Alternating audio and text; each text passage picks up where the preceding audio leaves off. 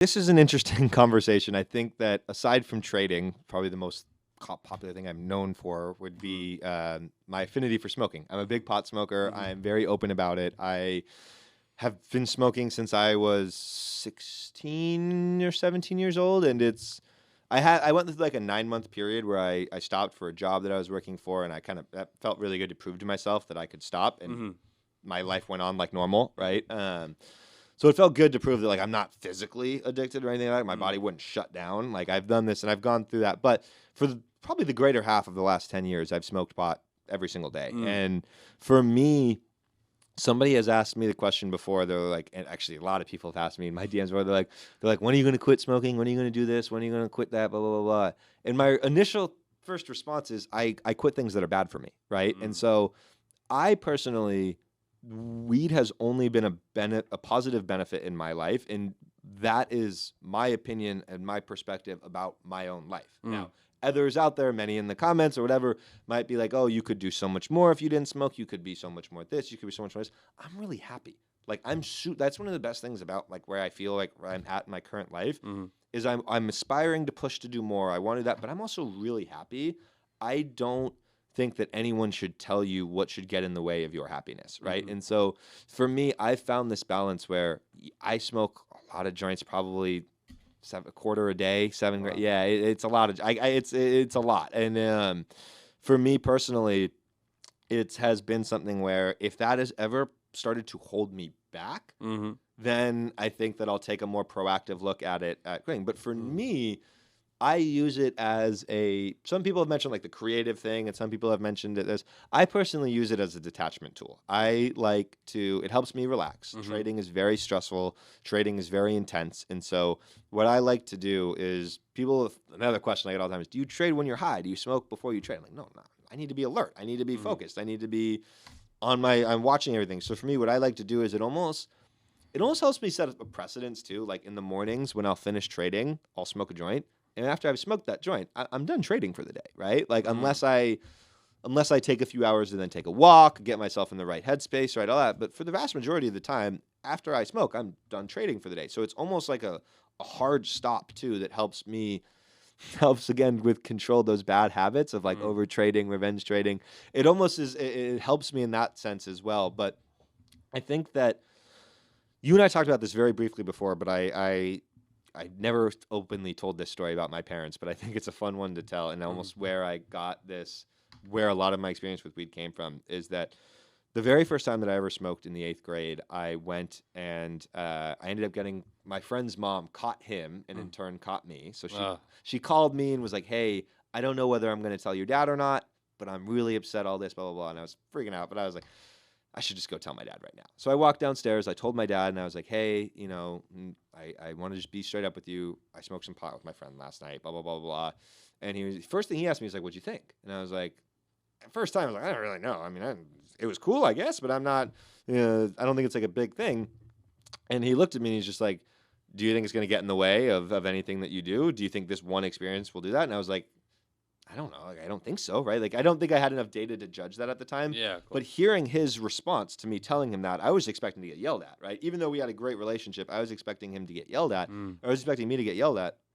And one of the things that he told me is he's just like, as long as you and I have an open communication on who you are, right? He's like, I'm not going to get mad at you. It's for stuff like this. And the other thing he mentioned to me, and he never really said it, but he essentially said, if you get a 4.0, Jake, in America, that's perfect grades, right? Yeah. He's like, all A's. He's like, if you get a 4.0, I really can't say anything, right? He's like, I'm not telling you it's okay, but if you have a 4.0 and you spend a lot of time with your family, what negatives can we draw from that, right? So that literally put me in a mindset from a young age. I was like, okay, I'm going to work really hard and I'm going to get a 4.0. I'm going to get all A's. And then if I ever get caught smoking or going to a party, I'm assuming that my parents and I are going to be on good terms about it. Yeah. It won't be the end of the world. And that's exactly what happened. We built this incredible relationship where I spent a ton of time at home with my family. I got really good grades, but I also had more freedom than any of my friends, any of them by far. I could go do 2 sleepovers on a weekend night, no problem. I could be gone the entire weekend and as long as I checked in with my parents, they were right, like all these different freedoms. And they have been times where they came up to my room and they smelled some joints being smoked, right, and all this kind of things, and we'd have this conversation. But guys, like, I'm crushing it in school, right? Like I'm doing speaking, I'm doing all this stuff, like. I enjoy smoking a joint every now and then. My dad, and literally it'd be the kind of thing where they would never like fully approve of it, especially while I was in high school. No parent approves, so to speak. But there was this kind of trade-off where it was like, okay, if you get good enough grades, like I'm accepting of who you are because you're showing me that you're working really hard. Yeah. And I think that I honestly think that it's that correlation between the two that has stuck in my brain now that I'm like, just because I smoke doesn't mean I can't work my butt off, right? I'm up at 4 a.m. every day. I'm trading. I'm doing this. Then I teach classes at 6 p.m. at night. So it's a 13-hour day sometimes. It's long. I hop on a 24-hour plane flight to come see you. Like, there's these things. I work really hard, right? As all of us who are in this space do. And so for me, what I found is that as long as I work really, really hard, this isn't a negative for me, right? Like, this isn't something, and it's not that way with everybody, right? With some people, you find that your productivity levels go down, or that's probably the most common thing that people find is that they're. Do you think it's a conscious choice though for that to happen? For Like, for me, if I was to smoke, my productivity would go down.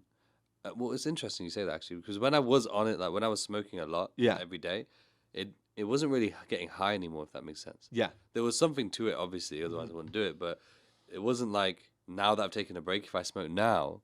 I won't do nothing. I'll be like a zombie. Yeah.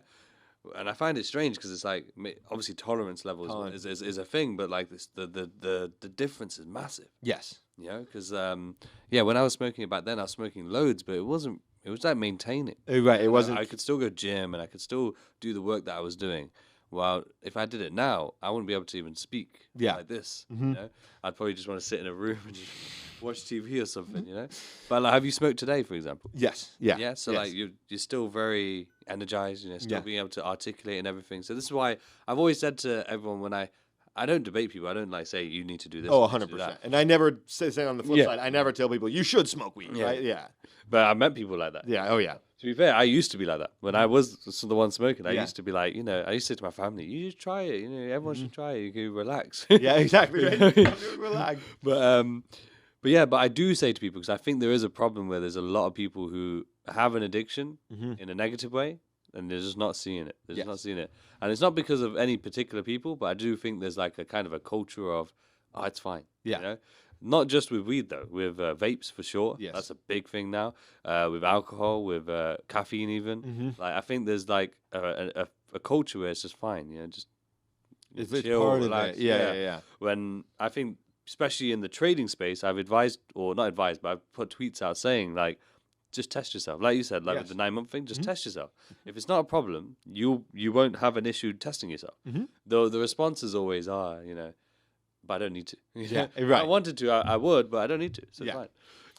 So it's so interesting. No, it's crazy interesting to me, and I think that it's one of the areas of, because you mentioned that it's not just weed, right? People come into it, and there's vapes, there's adult content people can get very really addicted now, to in a very bad way, right? Alcohol, all that. So for me, I don't want to say that like everybody has their vices, but on some level we do, right? Like, so I smoke hookah now, like shisha. Right. Which like I think that it's hard for me to define like what is a vice though, right? Like I think a vice is something that is not great for you, that that is a detriment and kind of holds you back. But really, I look at a vice as something that like sets you back, right? Like if I was somebody who, if on a Thursday night I was going out to the clubs and drinking and doing all this stuff and getting so drunk that the next day, Friday, it was affecting my trading performance, right? On a regular, consistent basis, then that's a problem, right? Like that's something where it's starting to affect you. That's a vice, right? For me, the way that I look at it is that, and people can debate the health of smoking and all that. I'm not talking about health, but I'm talking about the actual, what does it do to my life to be considered a vice or a negative or a drawback? And for me, I've always looked at it as I think that it helps me. Whether it helps or just keeps me neutral is up for debate. But I think for me personally, it's whatever vices that you have, it's all about being in control of them, right? So like you said, the most common response that people have when you tell them to take a break is they're like, well, I don't need to, right? It's like, well, if you say you don't need to, it's worth trying to do it for a day or two, right? Like at least give yourself a couple of days. For me, having that 9 month where I worked that job, we were potential to get drug tested, all that. So I just didn't want to risk it. And I think that also speaks to like the mindset behind it is that it's whatever it is, alcohol, weed, money, adult content, whatever the case that it might be, it brings out who you really are, right? Yeah. And so for me, when I had those 9 months where I couldn't smoke because I didn't want to lose my job, that brought out the side of me that's like, this is my priorities. This is my work ethic. Like, this is my livelihood. Like, I'm not going to screw up my 9 to 5 full-time job that I got, they really wanted me for to smoke a couple joints. That ain't worth it. In high school, all my friends would smoke on campus. They'd kind of sneak away to go smoke and all that. I was like, our risk to reward is not there. Right? Yeah. The risk to reward is not there. So I think it really comes down to, at the end of the day, does it amplify your negative traits or does it work it with you in a certain way? And everybody will be different. Everybody will be different.